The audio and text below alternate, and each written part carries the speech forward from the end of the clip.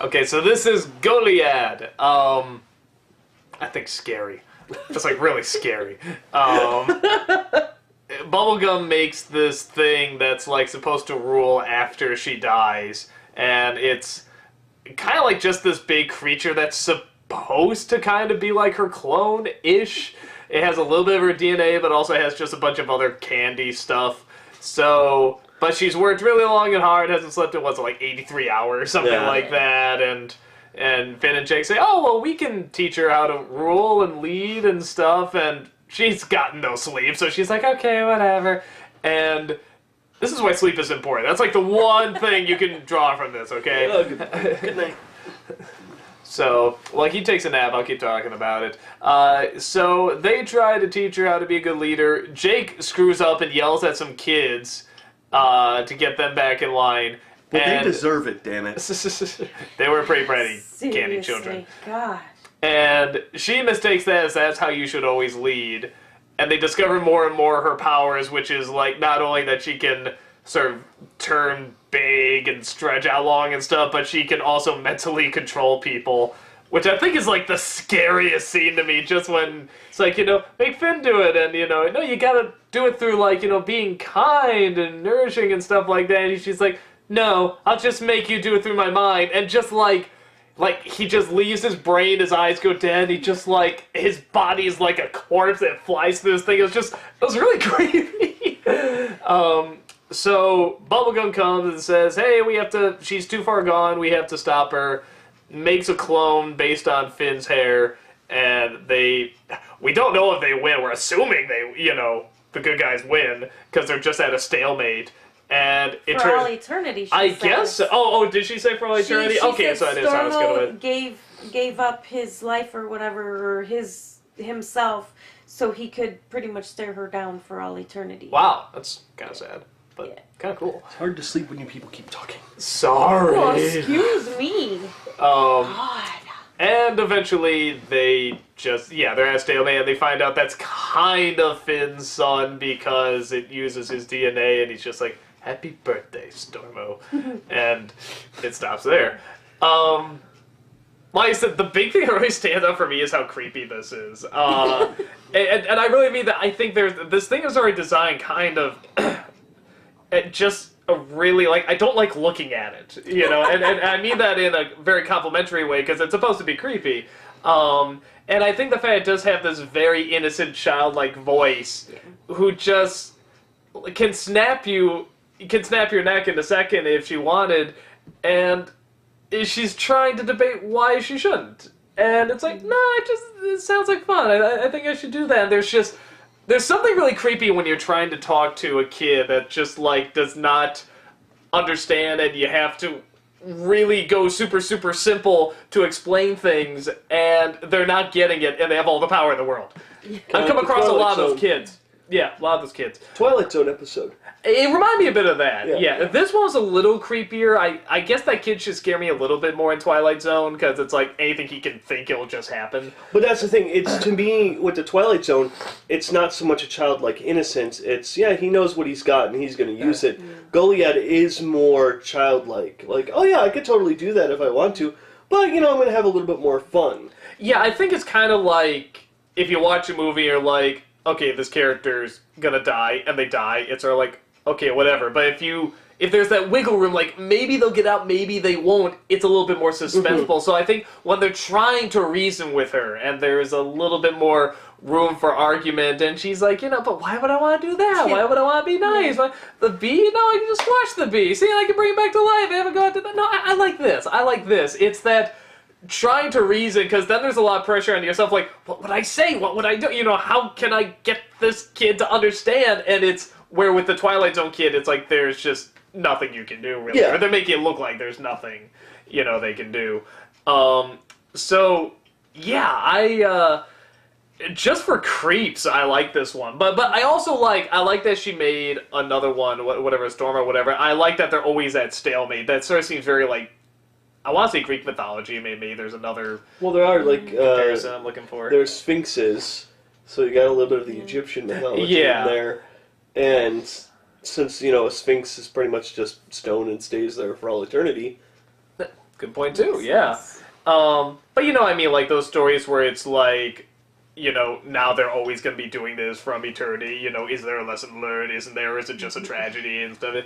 I don't know. I like that ending. I like that they're always going to be looking at each other. And I'm actually like, I'm sure some people are like, well, I want them to wake up, or I want to see more of it. I actually would like it if they just stay there, like. Yeah, and maybe once in a while you see him in the background or something like that. You just know that's always going on. It sort of makes it a little bit more tragic, but a little bit more fascinating, too. Well, it also kind of adds to the, in a sense, suspense, if you will. What happens if part of the building breaks where Stormo is? Yeah, and that's he true, falls too. and the connection is broken. Or someone tries to interrupt them, or Yeah, something like you know? that. So, yeah, could Never be. thought of that. Thanks a lot. Maybe You're the welcome. snail will come, break the connection. Oh my God, the lich snail. Yeah, and maybe it'll like just all go to shit. He probably would. That actually would be pretty cool. That'd be a pretty cool Oh my plan.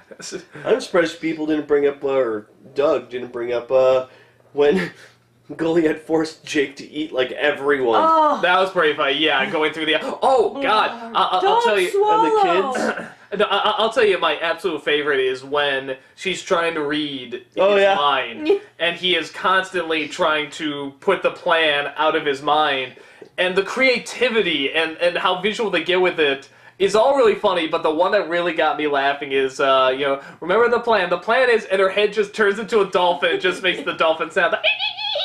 And then the water.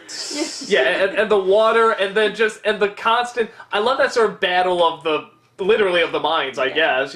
Just like they're, and you see it both visually and mentally, just like, she would start to get the plan, but then like, he come in another way and like, sort of like bring up the ground and, fold her over, but then like she'll come through his hair or something, and then he'll turn into that dancing baby that he was or something, which I'm sure you're happy to see that come back. Yes. I like the So, no, I thought all that stuff was great. I thought it was very creative. Or the kids, the little asshole kids. See, I hate old people and I hate kids. He hates everybody but me. Pretty much. Your kid is right over there, right? She's not a kid anymore. She's a teen. That's true. So That's she's not a kid. kiddish. Kid-ish, but not a kid. Not a kid. When the kids are flipping out and everything, and Jake's trying to be nice, and they're like, "Crawl into his brain!" and they start crawling into his like orifices. I'm like, oh. "Wow!" That's just a bit, Yeah, but be honest, if you saw 5 other kids do it, it's like, you do Oh, it. I do it definitely, Absolutely. without question. But I would not instigate that. I'd be like, no, we shouldn't be doing. Okay, maybe I will. Not an instigator, just a follower. Do you have anything to say?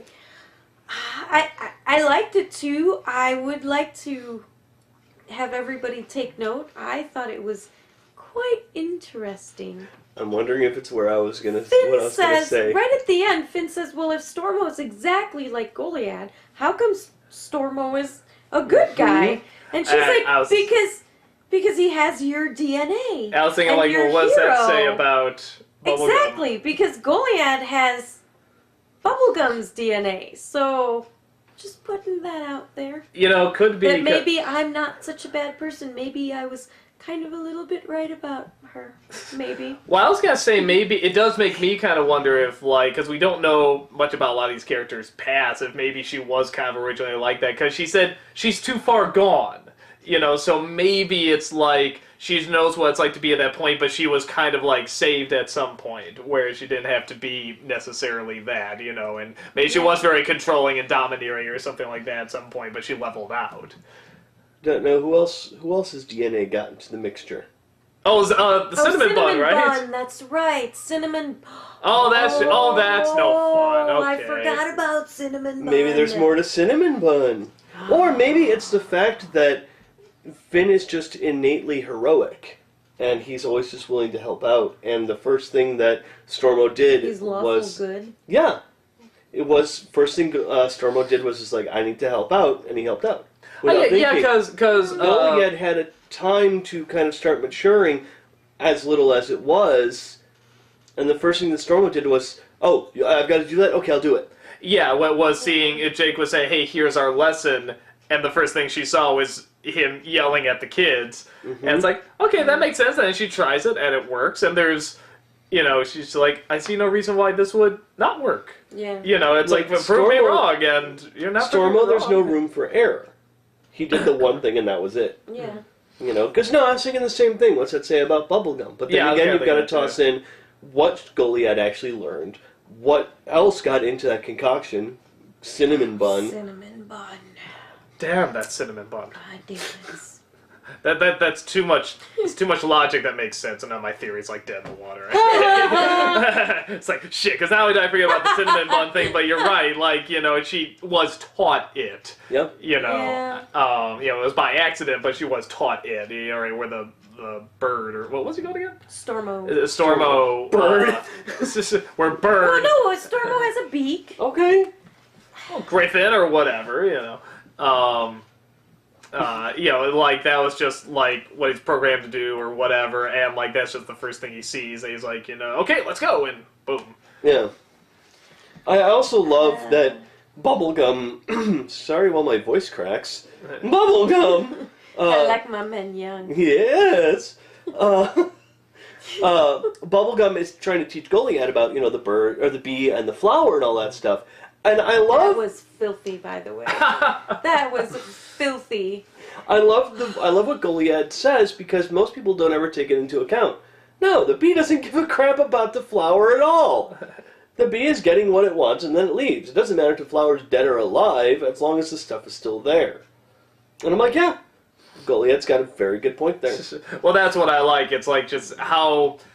It's how do I teach these kids? Yeah. You know, just how do you teach something that's like so it's gone in one direction, but you know you're right, and most of the world knows you're right, but how do you know, explain something that just the world kind of knows? It's like, explain, you know, what does the word "the" mean? It's like, well, everybody knows, but if you have to explain it, it's like, it's tricky. It's like, it's very hard to actually explain. So it's kind of like really working backwards and trying to do it fast, because it's like, if you don't do it fast enough, she's going to be like, no, I don't like it. I'm going to kill you. Boom.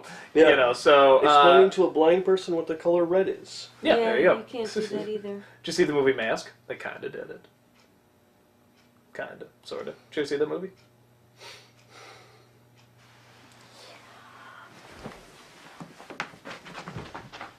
You want to be Rocky Dennis, you better drink your milk.